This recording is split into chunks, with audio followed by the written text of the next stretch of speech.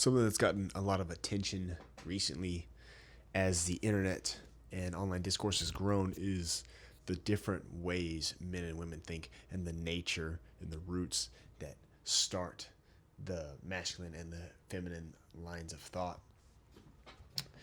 It's an interesting concept, really. The wildest thing is that there's a lot of modern people who try to push this or insist this notion that there's no difference between men and women when that couldn't be further from the truth, right? Men and women are total opposites in every way. In fact, seemingly by divine design, as a way to express duality and the nature of our physical world and how it came into being. So nonetheless, it's a fascinating topic. And I have an extensive perspective in relationships with the counterpart female. And I figured, I'm gonna go into some of this, and because I see stuff on the internet sometimes that gets me going down this rabbit hole that I explore here and there in terms of what my stance is on some of these subjects, these ideas, the discussion points. So, what got me going this afternoon is, now I don't get on X a lot because it's very, very difficult to scroll once on X without seeing something that makes you feel some type of way. It's almost like that whole entire website exists as this like hate mongering void. People say crazy shit on there every day and just nothing really happens. So definitely take everything you see on there with like a spoonful of salt, because that stuff is nuts. Regardless, I ended up looking at it again because I was like, oh, it would be good to tweet this and screenshot it and post it. But then inevitably you start looking at what other people are posting. So this is from Eufemi. Know who that is or if they're influential. Either way, see it says, men are the real gold diggers. They expect you to give them your body, play maid, cook their meals, raise their kids, clean their mess, pamper their fragile egos, and take the brunt of emotional labor. All while... Yes, sweetheart. Like that. Okay, sweetheart. Is it that time already? Yeah. And we're back. Take care of your responsibilities. Get back to creating. Now, I had just almost finished reading this post. I'm going to go over it one more time and just dive into it. Again, character Eufemi. Men are the real gold diggers. They expect you to give them your body, play maid, cook their meals, raise their kids, clean their mess, pamper their fragile egos, and take the brunt of emotional labor, all while holding down a job and splitting the bills. Now, this is an interesting take. Again, there's a lot of inflammatory discourse online about the male-female relationship, the responsibilities inside of it, who's supposed to incur what workloads, etc., etc., right? And there's different categories: emotional, financial, physical. And what's being put forth here is that men are actually gold digging because they want so much from a woman. I'm guessing that's her take on it. But we'll break it down category by category, right? So they expect you to give them your body. I assume she's speaking of sex here. Now, and again, we're going to look at all of this because what she's connotating, everything she's putting out here is in the context of a relationship, right? Of a serious relationship. You're in together, two people working together to make something positive happen. So this idea that you're expected to give your body, I'm not too sure about that. If you're in a relationship with somebody you don't want to have sex with, that's probably an issue, and potentially might have to look in the mirror and see who's gold digging again, right? Because the one thing that, especially girls today, they'll never admit, most will never admit unless you have known them for a really, really long time, you've got a strong connection with them. Women give their body to random people that they never see again. Okay? They do. Chicks have one-nighters. They go on European vacations and have flings. You go to, Miami is the funny joke of today, right? So this idea that physical intimacy is a toll you have to pay as a woman in a relationship, well then, you as a woman must not be in a relationship with somebody you actually care about, right? There must be other incentives and reasons why you are in that relationship if you are not satisfied, right? If you are not excited to jump in bed, whatever that may be. So 100%, this idea that this expectation to, and note the language as well. It is give, right? Only sick people want to take a woman's body, right? So it's, you want a woman to give you their love and their affection. So again, like, people are wanting these guys, they want you to want them, right? And if you're in a relationship with a guy that you don't want to give it to him, then what are your actual motivations for being in the relationship? So that one I think it's pretty easy to knock out of the park. Play made and cook meals. All right. This one's a hot topic. I see it discussed a lot, Women's supposed to do this, or maybe you should be doing that. And then raise their kids as well. And clean up their mess. Now, obviously I can only speak from my perspective, really, and the things that I see. I clean up after myself. I'm a pretty clean person. But I'll put clean up their mess and into doing dishes and taking care of the laundry, right? So, and general cleaning, right? She's just play made, cook meals, do dishes, clean laundry, raise kids.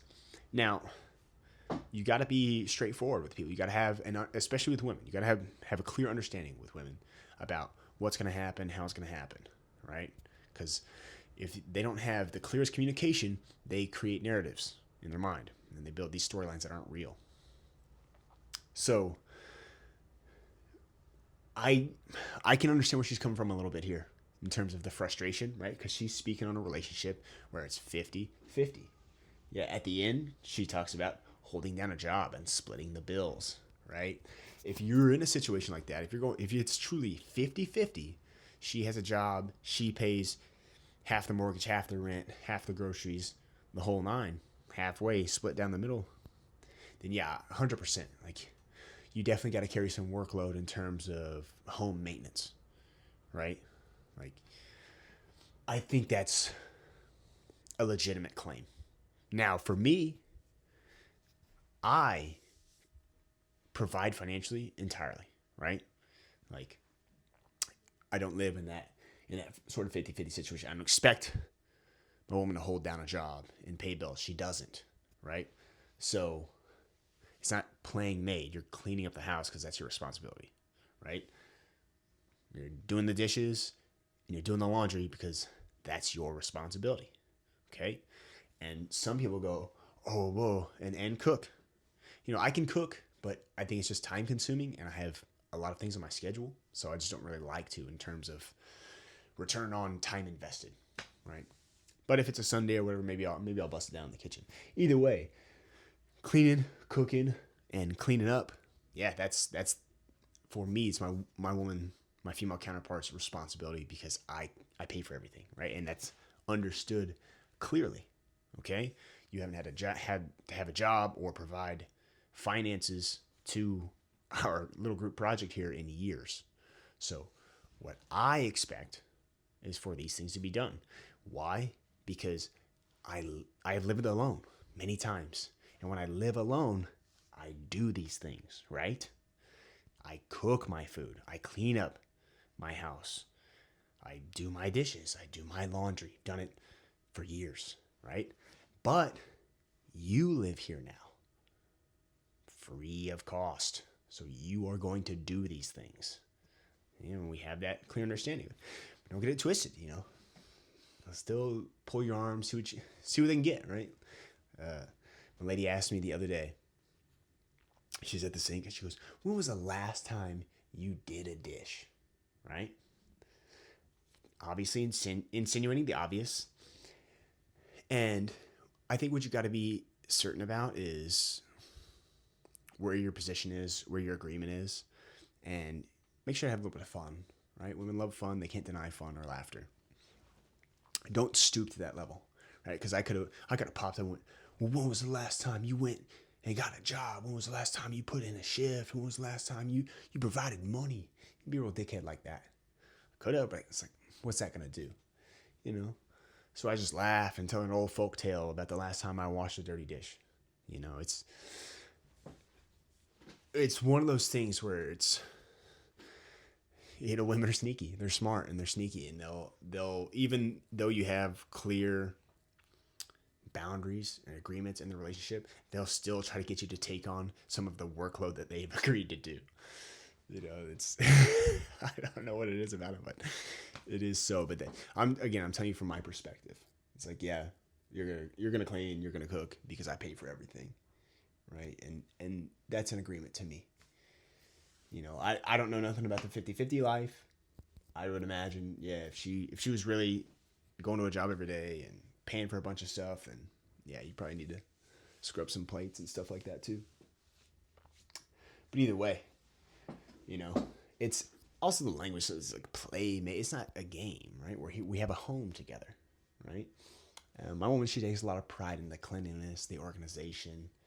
And that is the other thing too, where it's like, that's also part of the agreement. Like, I have one room. This is my room. The rest of the house is decorated to the female's design and desire. So many vibes, so aesthetic everywhere. The feng shui, right? Only here in this small little room do I get my sweet ass posters and pictures hanging everywhere. My inspiration, right? So there's a lot more to it, for sure. So yeah, the in-home stuff, I do think it varies depending on who is actually carrying the financial brunt.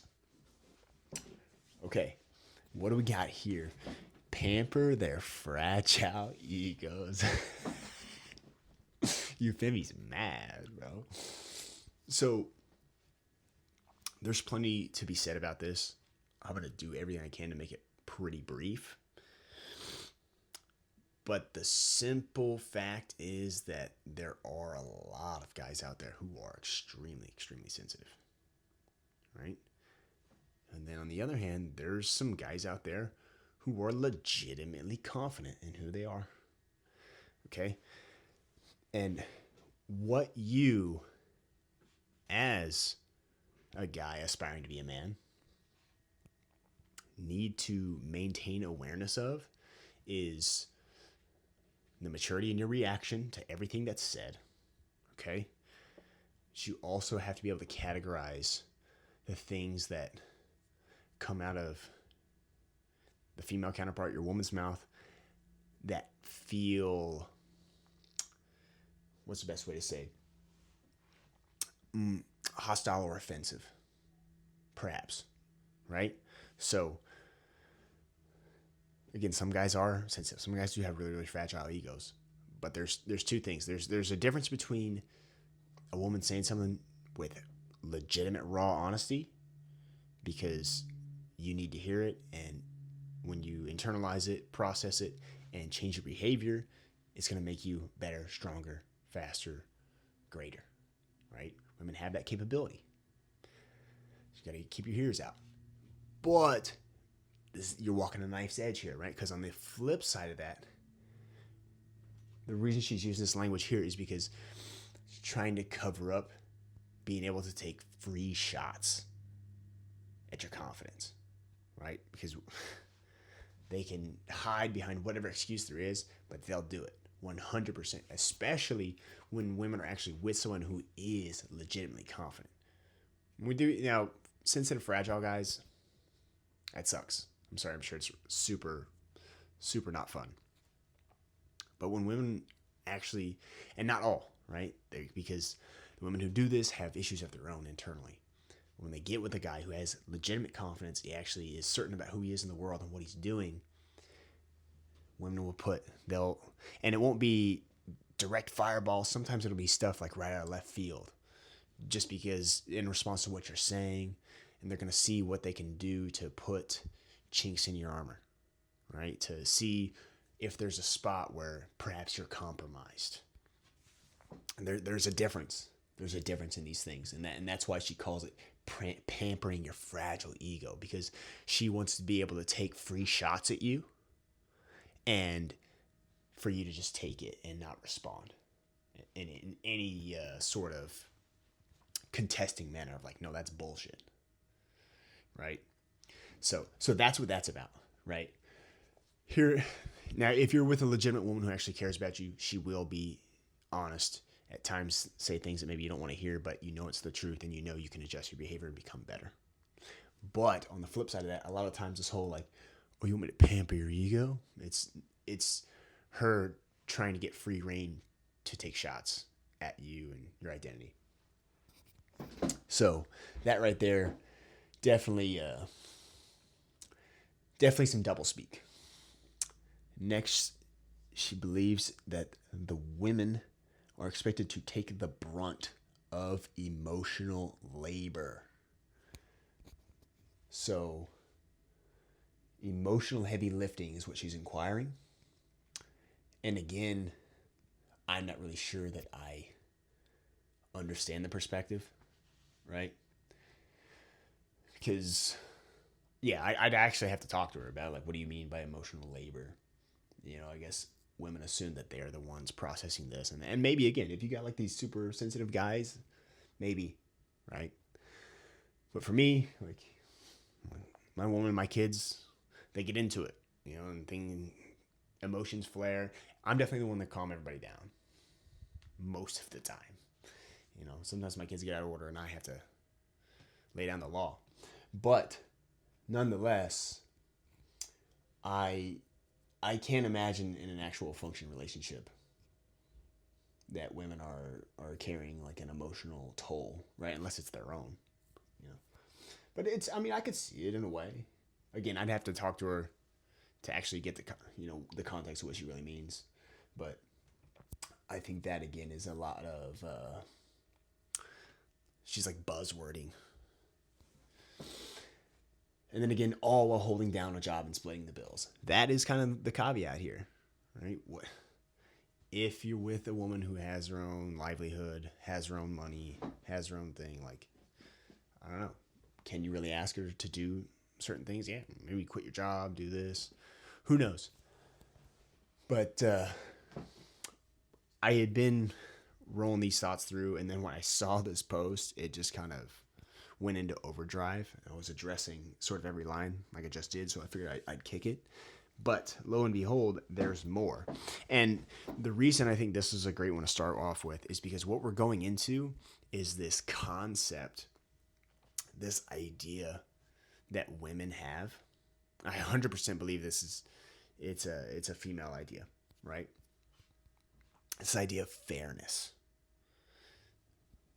Fairness is an illusion that is kept up by women for, I don't think benefit is the right word, but for a sort of cohesive mingling of children, right? That way women can get together and there can be a bunch of kids in one space and things can go off without complete meltdowns constantly because they're maintaining this idea and this concept of fairness.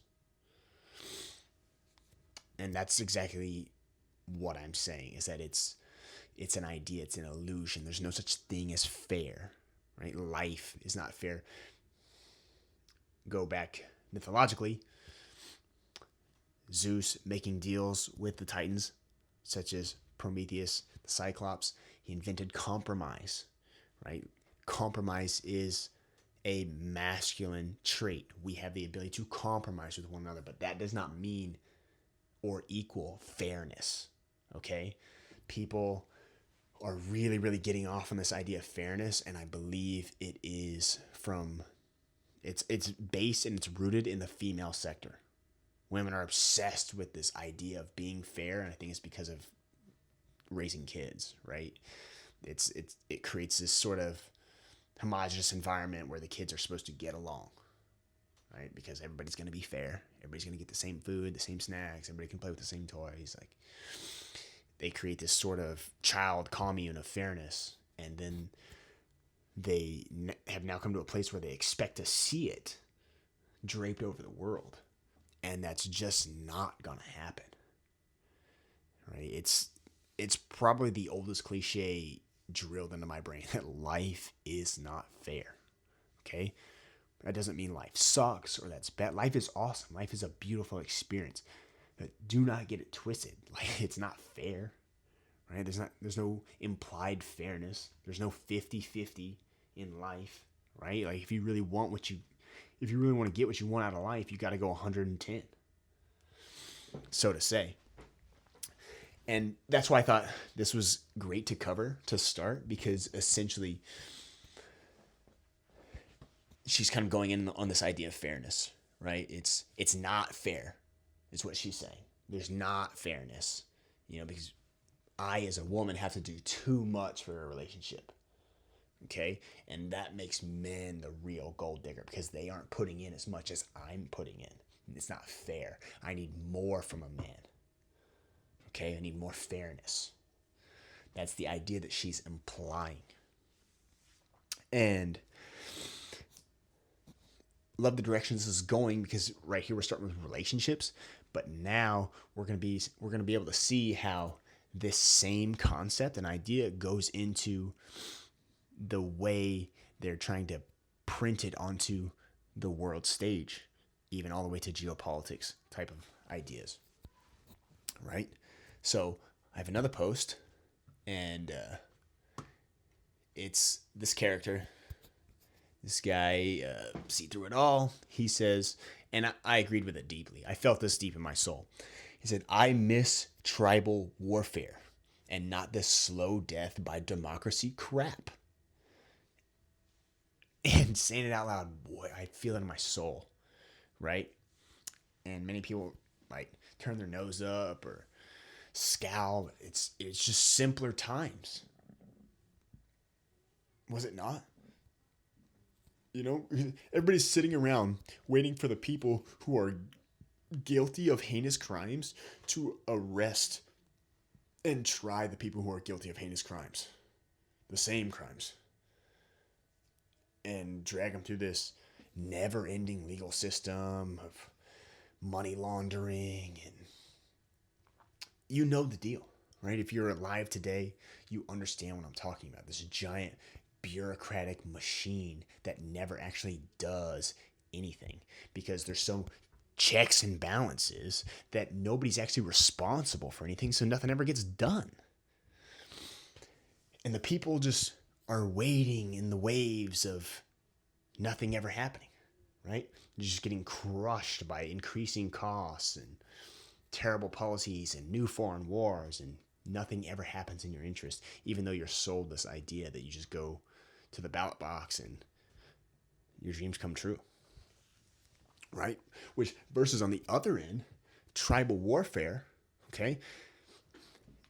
If you and your family were a part of one tribe that perhaps was a single apparatus of an even larger tribe, okay, and life was going all right, everybody had food and the things they needed, shelter, but then news came down, verified, no questions, evidence and all, that the central tribe that has been leading all the sub-tribes, turns out what they're doing is abducting children. And they're doing terrible things. And they're sacrificing these kids to these primordial beings that they worship, these low form deities, demons, if you will. What would you and the tribe do? Well, you'd look at each other and go, easy day.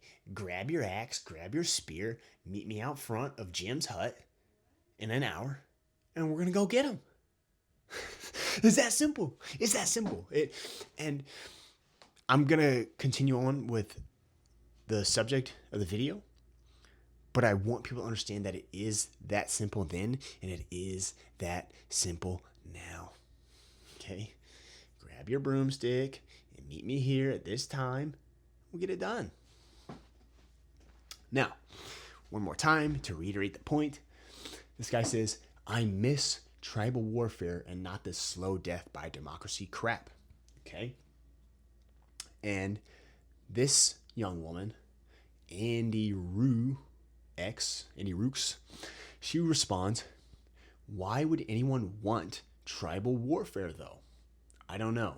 It just seems like a primitive way of thinking to me. I just want every tribe to have self-determination in their own land and live in peace, coexisting without one dominating the others. Wow. That is really, really sweet, Andy Rooks, and adorable. Not real though. Not a realistic take. Okay? And why would anybody want tribal warfare? For the same exact reason that I just went over. Because it's so simple, straightforward to the point, and something actually happens. You get things done. You get rid of the horrible, terrible people in your society. Right? A primitive way of thinking. Yes, it is. It's people do not like to accept the fact that we actually got to where we are through primal impulses. Okay? Because that right there is, that phrase is an oxymoron. People, oh, that's a primitive way of thinking. That's interesting, right? Because thinking is not primal. Primal is feeling. Primal is instincts. Thoughts come from the frontal lobe, the forebrain, the development that we've built through primal instincts. Yes? Cooking meats in fire.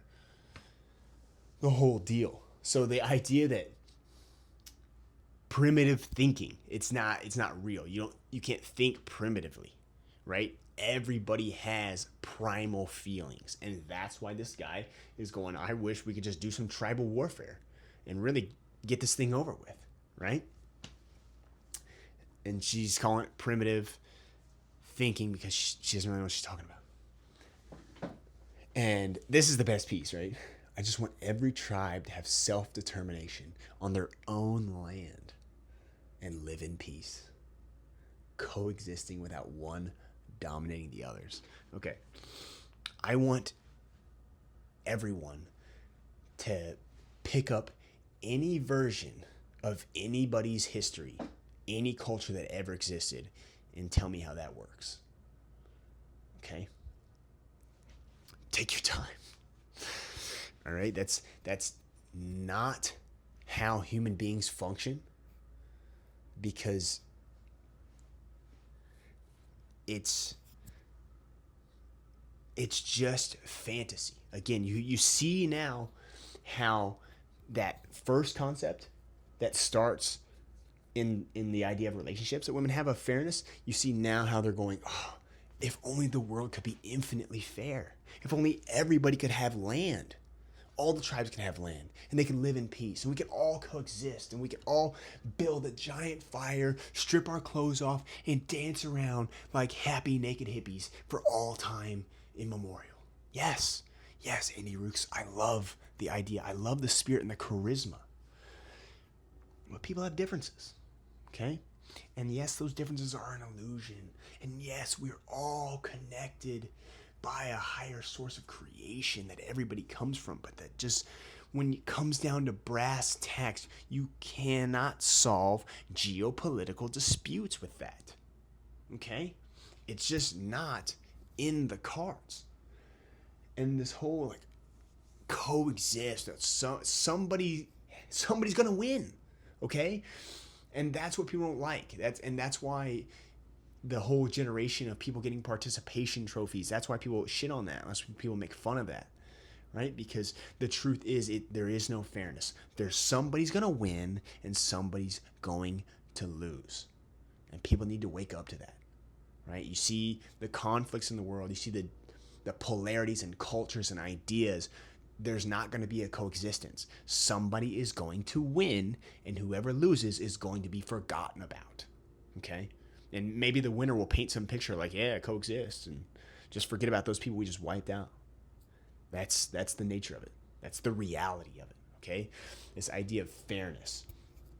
And I'm going to piggyback off of what this Andy Rook's character was saying with some actual personal text messages that I got recently regarding the same sort of scenario. This is somebody I don't hear from basically ever. Knew him a long time ago. And she hits me up just trying to get my perspective on like what's going on, right? You know, being super dramatic about it, whatever. But I'm gonna go into it for you.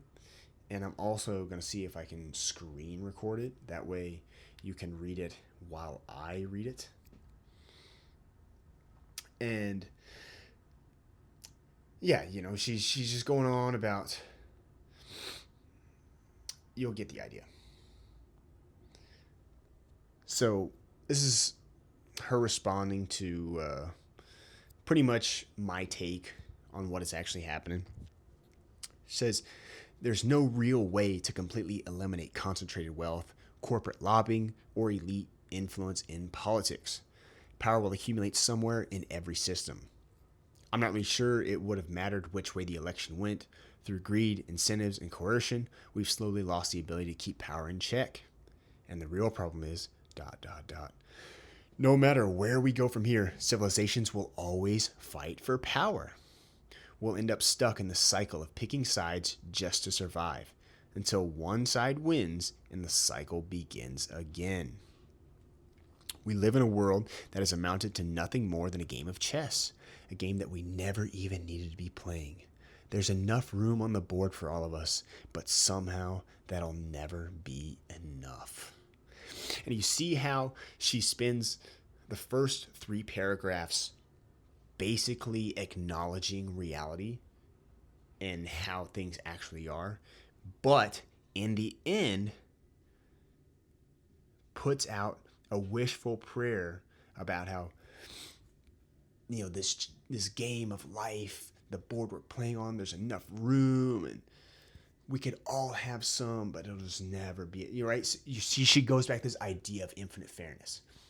She has enough cognitive function to acknowledge what's actually going on, but she cannot deny her female instinct to try to push fairness on the world, right?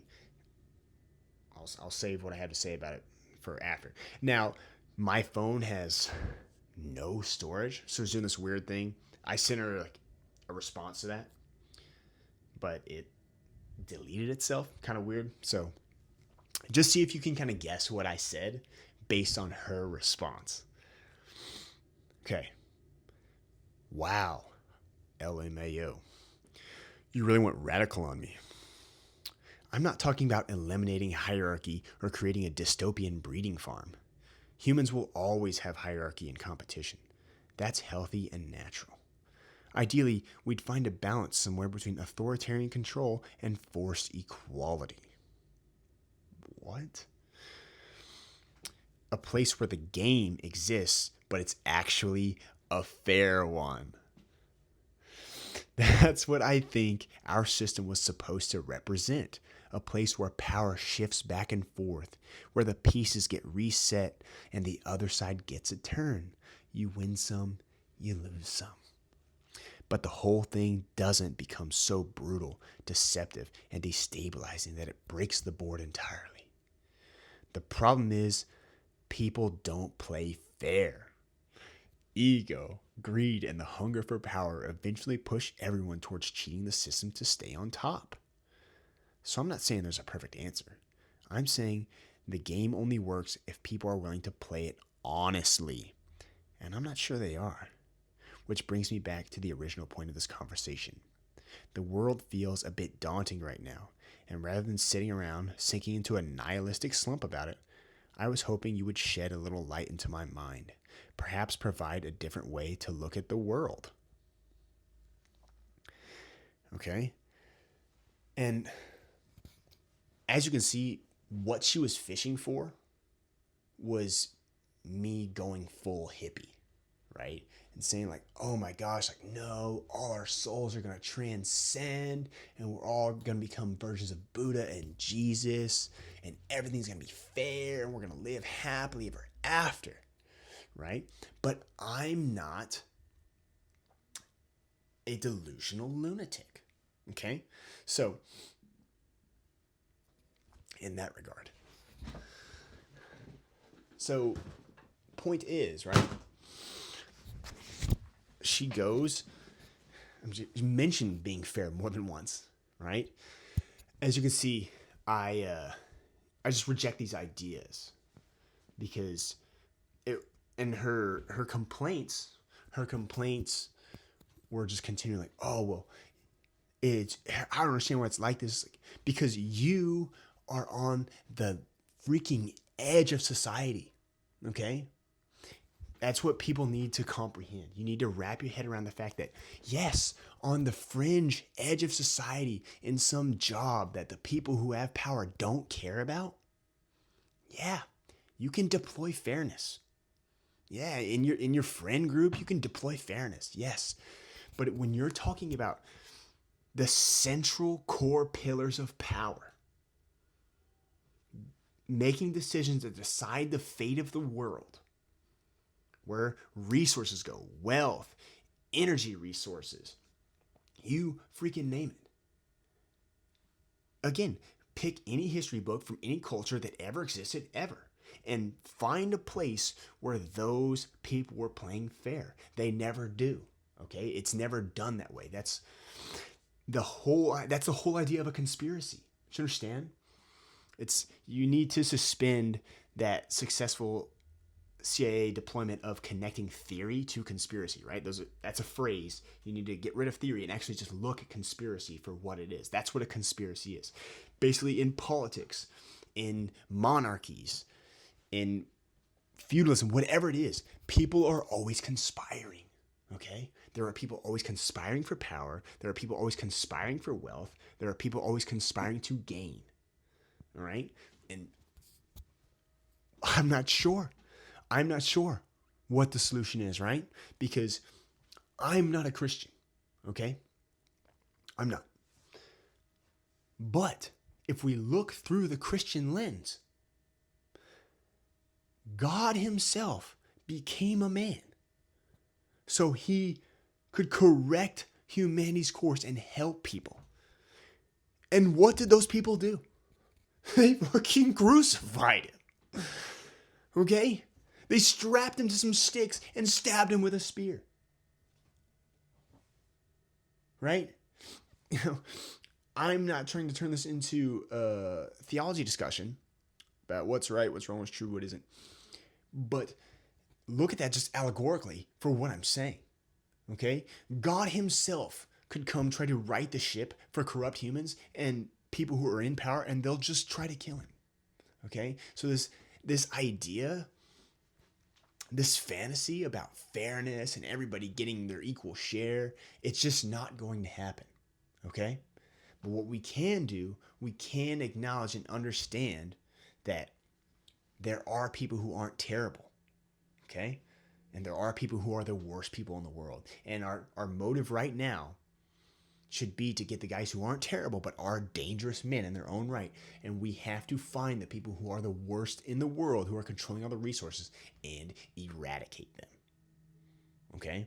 And then from that point, we can see what we can do about everybody not getting the shaft, the short end of the stick, so to say.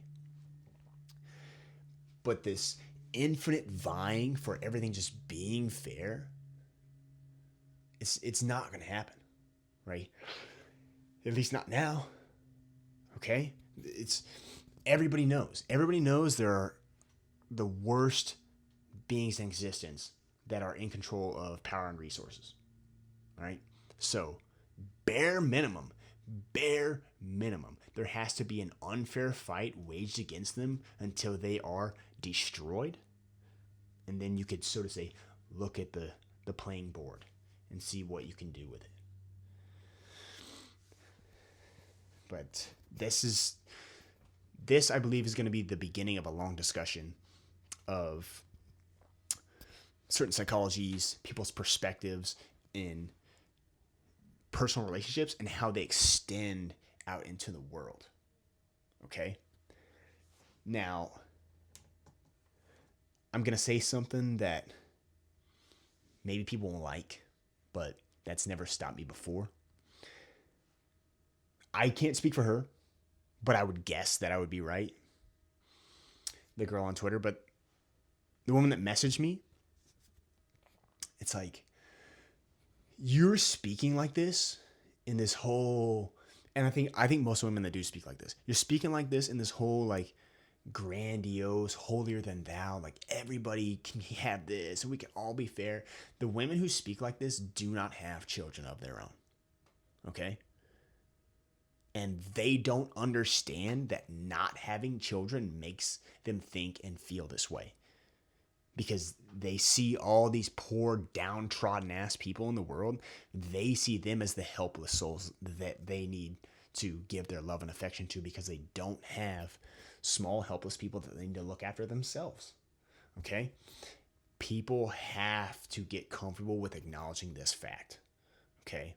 And that is why there's a bunch of women who are on this fairness for the world tribune because they actually don't have kids they need to look after. So they're trying to look after for other people as these helpless souls that they're responsible for. And it's just not the case. And they don't get it, right? It's that truthfully, like when I read this girl's post, this response about I just want everybody to have self-determination, their own land and coexist, and this other girl who's sending me messages about, oh, if only we could just play fair. And I feel like I'm speaking with my daughter, right? Now, my daughter's a toddler. She's pretty clever for being so young.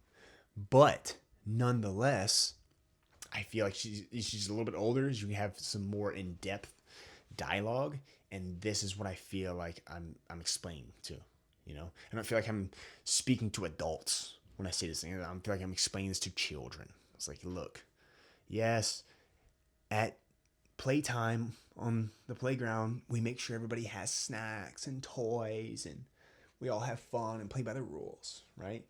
But that's how children live, right? Because we enforce that. We enforce fairness for children because we want all of them to have at least some form of a similar shot at making it in life. But in the adult world, if you're actually a grown-ass human being and you have any inkling of maturity, you understand that this world, this life is not fair. Okay? This notion of implied fairness is childish. If you think the world should just be fair because it should be fair, you think like a child. Okay? And children think this way because fairness is an illusion that's put on them that they don't understand why. Right? Because adults are trying to cater to them. Right? Nobody caters to the adult world. Nobody caters to you and your family. You have to make it happen for your family. You have to get it for your family. All right? There's no fairness in the grown-up world. All right? So, I'll leave you with that. My friends, life is beautiful. It's not fair. Okay? Much love. Thanks for watching. Hope you enjoyed it. I'm going to put all the posts and stuff over it as I'm talking so you can read it for yourself. And man, let's get some discourse going. Tell me what you think. Like I said, this is going to be a part of, I don't know exactly what I'm going to do next, but I think we're going to keep this going. These sort of perspectives about how people's ideas for personal relationships spread into the way they see the world and their opinion on politics. Okay? Much love. Peace.